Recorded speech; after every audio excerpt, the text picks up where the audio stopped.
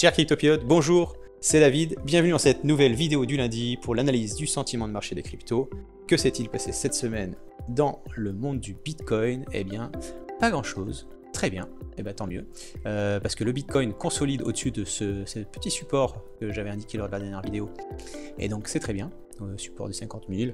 Alors il peut déborder et puis aller chercher le fameux support oblique marquant la bulle spéculative et l'éclatement de bulle. Donc là, pour l'instant, on ne peut pas encore dire qu'on est en bulle spéculative, mais il y a de bons indicateurs qui le montrent, et c'est très bien, et c'est tant mieux. Voilà. Donc là, on peut aller retester pour ensuite... alors, on ne l'a pas fait lors de la précédente bulle spéculative, mais on est venu quand même partir vraiment en climax run, et donc ensuite une bonne prise de bénéfices de l'ordre de 30%. Voilà. Donc là, on n'y est pas encore. Alors la question qu'on se posait, c'était est-ce que ça a déjà été fait ici? Ça n'a pas fait 30%, ça fait 21%, mais quand même, on a eu une bonne décharge. Donc est-ce que c'était à ce niveau-là la même chose? Je ne sais pas, mais qu'est-ce que je peux faire? Peut-être ça. Hop. Tac. Oula. Voilà.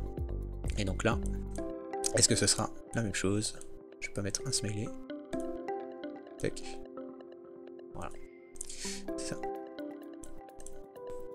Alors, on verra bien. Bon, l'important c'est de consolider jusqu'au halving, si possible, pendant, je crois que c'est 50 jours à peu près, 40 bars, mais si on inclut déjà les bars qu'il y a eu, enfin les jours précédents, donc ce serait 50 jours, presque 2 mois de consolidation, ça serait vraiment bien, qu'on suive la flèche verte qui avait été indiquée la semaine dernière. Ensuite aller rechercher les plus hauts. De toute façon, on est toujours dans le canal haussier, donc rien de... Voilà. Pour l'instant, c'est très bien. Les alts, durant cette période de consolidation, devraient vraiment faire des feux d'artifice. Et beaucoup d'alts ont des structures qui sont très très bullish. Bullish, ça veut dire que ça devrait exploser à la hausse. Et c'est très bien, puisqu'on a pas mal de trades en cours. Puis alors pour le portefeuille CryptoRocket, on est vraiment dans un siège première classe. Et alors, on ne sait pas si ça va se produire, mais en tous les cas, la probabilité est pour nous, donc tant mieux. Et l'avenir nous dira si ce portefeuille explose de x3, x4, x5, voire plus. On s'adaptera de toute façon, on suit de très près le marché pour ça. Et on aura des indicateurs, alors je ne joue pas ces indicateurs, mais bon, il y a des... Voilà, les bandes de Bollinger, les moyennes mobiles, et donc indiquant qu'on est arrivé à un top de marché, le RSI, MACD, enfin bon, voilà, je vous bassine pas avec ça, c'est un peu technique. Maintenant, bon, si vous voulez vous instruire, vous avez des très bonnes vidéos là-dessus, sur les moyennes mobiles à 50, 100 et 200 jours, et les bandes de Bollinger avec la moyenne à 20 jours par exemple, en daily.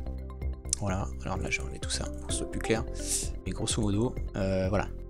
Donc on voit sur les bandes de Bollinger que la moyenne à 20 jours est un bon indicateur de rebond, donc de maintien de la tendance. Donc là on est allé descendre, on est allé chercher la résistance oblique, le support oblique, pardon, et là, eh bien on peut encore à nouveau tester la moyenne à 20 jours et rester au-dessus pour aller ensuite chercher les plus hauts du canal. Alors l'idée, là, dans les bandes de Bollinger, c'est qu'on resserre les bandes de Bollinger, une consolidation, et qu'on reparte vers le haut. Ça, voilà. Bon, ça, je les enlève. On va aller dans les dominances. J'enlève, pardon, la bande de Bollinger, les bandes de Bollinger. Dominance USDT. Donc toujours, on a cassé donc le support. On n'est pas à l'abri d'un retest pour asseoir la résistance. Voilà, bon. Pour la dominance de l'USDT, on est orienté vers le sud et c'est tant mieux. Rien de plus à dire que la dernière semaine, puisqu'on était là, juste que on n'a pas eu de rebond, donc la tendance est toujours à aller chercher le support, peut-être en plusieurs fois, mais toujours est-il que pour le halving, on s'oriente vers là. Dominance du Bitcoin, eh bien évidemment, on a rebondi sur la résistance oblique très long terme, évidemment, puisque bon, tout le monde la voit, hein, c'est pas compliqué, tracer une droite comme ça, et de s'apercevoir qu'on a tapé plusieurs fois dessus, là encore. Donc les investisseurs se disent, pourquoi je reste en Bitcoin si la dominance a du mal à traverser cette résistance? Je fais quoi?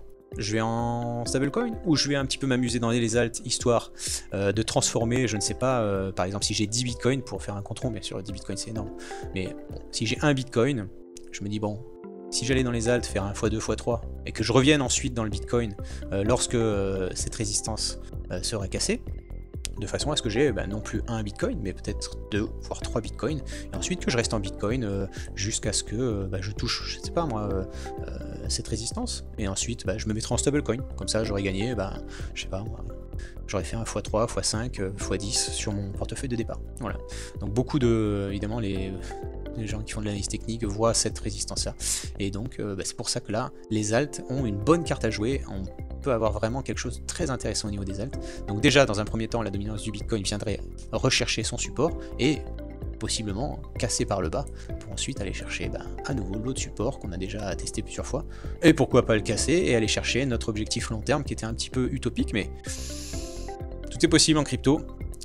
Si on atteint les 10% de dominance du Bitcoin, j'ose même pas imaginer ce qui va se passer au niveau des Solana, des XRP, des Binance, ça serait vraiment exceptionnel.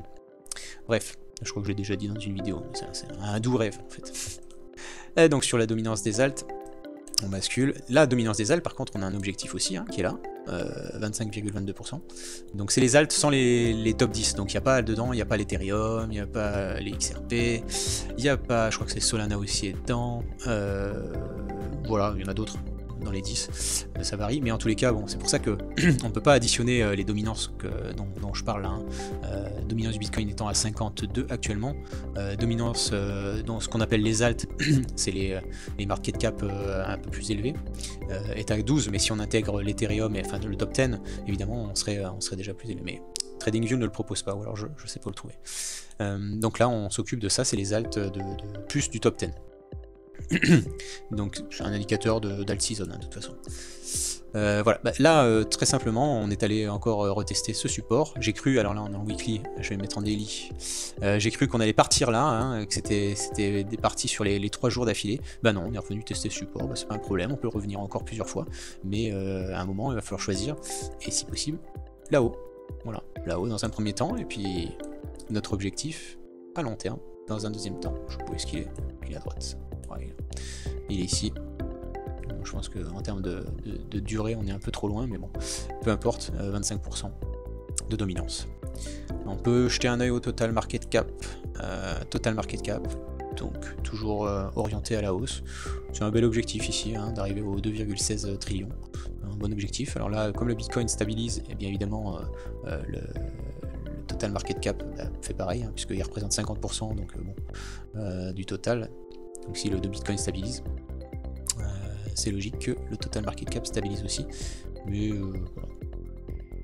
Ensuite, pour terminer, on a le total market cap qui exclut le Bitcoin. Donc là, on a l'Ethereum et tout ça qui sont dedans. Donc là, c'est très bien. On a cassé donc cette résistance à la hausse et c'est très bon pour les alts. Vraiment, c'est un très très bon indicateur aussi ça. Vous voyez, là, on est venu chercher ici. Alors hop, rush. Voilà, là, ici. Voilà, donc prochain objectif à court terme, on peut dire les 1 tout simplement, les 1, et ensuite on aurait bien dans ces eaux là ça, les 1.1, et voilà. Donc là c'est très simple, on a pris ici et le pic qui a été là, ici, là et là. Donc là, cette zone là, on devrait avoir les alts qui où les liquidités des alts risquent de repasser soit en stablecoin, soit en bitcoin. Voilà. Donc là, on aurait un top ponctuel sur cette envolée du total market cap des alts. Donc là, peut-être que on clôturera quelques trades si on arrive à ces niveaux-là, au 1 trillion, entre 1,1 et 1 trillion. On clôturera les trades, histoire d'attendre pour se repositionner sur le retest du support. Bon, c'est comme ça que je l'envisage, donc on verra bien ce que ça donne. On gardera quelques positions au cas où ça traverse en ligne droite, mais bon, à mon avis, il faudra mieux prendre ses bénéfices et puis ensuite se repositionner sur des trades très propres, des retests de support. Beaucoup d'alts sont sur des tas séances, qui vont se breaker en faisant donc avec cette montée là, et ensuite venir retester la résistance qui est cassée.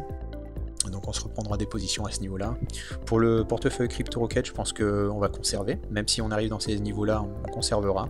De toute façon on a acheté vraiment au plus bas, hein. On a acheté à peu près dans ces zones là, donc bon, on est bien. Nous, notre objectif sur le portefeuille CryptoRocket, c'est d'aller chercher plus haut, d'aller chercher au moins les ATH, hein. Et là on prendrait 50% de notre portefeuille, et puis les autres 50% on les laisserait vivre sans stop loss. C'est un peu la stratégie, voilà, à moyen et long terme. Voilà, par ça, je vous souhaite une excellente semaine, et j'espère que le marché va nous donner raison encore cette semaine, et puis jusqu'au halving et l'envolée d'une nouvelle bulle spéculative si possible. Voilà, à lundi, bye.